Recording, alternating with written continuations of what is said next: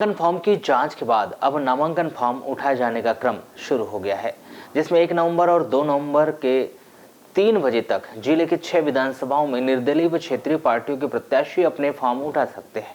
किंतु अभी भी किसी भी बड़े प्रत्याशियों के द्वारा नाम उठाने की जानकारी नहीं लगी है। किंतु 2 नवंबर को 3 बजे यह क्लियर हो जाएगा कि कौन प्रत्याशियों के द्वारा नामांकन फॉर्म उठाया गया है। आपको बता दें कि निर्वाचन 2023 के अनुसार निर्वाचन प्रक्रिया के अनुसार 31 अक्टूबर के बाद नामांकन फॉर्म के निरस्त करने की प्रक्रिया पूर्ण हो चुकी है और जिले के 6 विधानसभा में 14 प्रत्याशियों के नामांकन फॉर्म निरस्त किए गए हैं। तो वहीं 74 प्रत्याशी अब जिले की 6 विधानसभा में चुनावी मैदान में खड़े हैं। इन 74 प्रत्याशियों में अब देखना होगा कि 2 नवंबर को दोपहर 3 बजे तक कौन कौन प्रत्याशी अपना नामांकन फॉर्म उठाता है या फिर कौन कौन प्रत्याशी अपना समर्थन अन्य प्रत्याशियों को देता है, क्योंकि निर्वाचन प्रक्रिया के अनुसार 1 और 2 नवंबर को फॉर्म उठाने की अंतिम तिथि निर्धारित की गई है। 1 नवंबर को जिले के 6 विधानसभा में किसी भी क्षेत्रीय पार्टी के प्रत्याशियों के द्वारा फॉर्म उठाए जाने की जानकारी अभी तक नहीं आई है और न ही कोई पार्टी के प्रत्याशी के द्वारा अपना समर्थन अन्य प्रत्याशियों को देने की जानकारी अब तक सार्वजनिक हो पाई। अब इंतजार 2 नवंबर के दोपहर 3 बजे तक का है।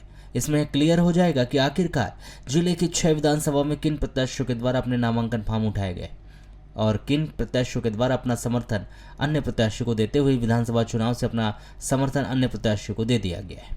1 और 2 नवंबर को निर्वाचन प्रक्रिया के अनुसार फॉर्म उठाए जाने की तिथि निर्धारित की गई।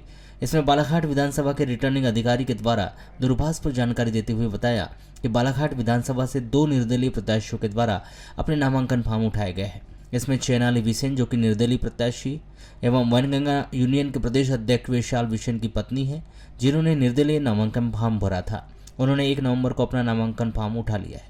उसी प्रकार बालाघाट विधानसभा से सोमेश्वर के द्वारा भी अपना निर्दलीय रूप से भरा हुआ फॉर्म उठा लिया गया है।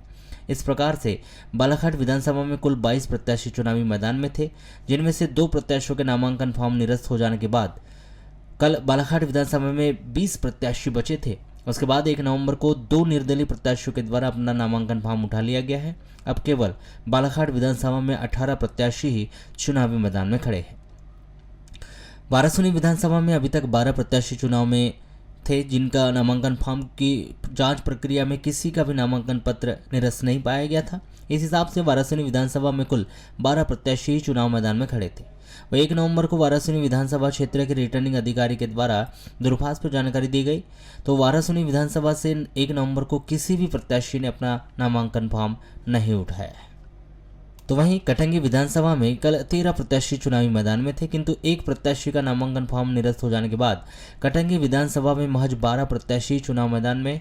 वह 1 नवंबर को भी किसी प्रत्याशी के द्वारा अपना नामांकन फॉर्म नहीं उठाया गया है। अब देखना यह होगा कि 2 नवंबर को अंतिम दिन कितने प्रत्याशियों के द्वारा अपने नामांकन फॉर्म उठाए जाते हैं।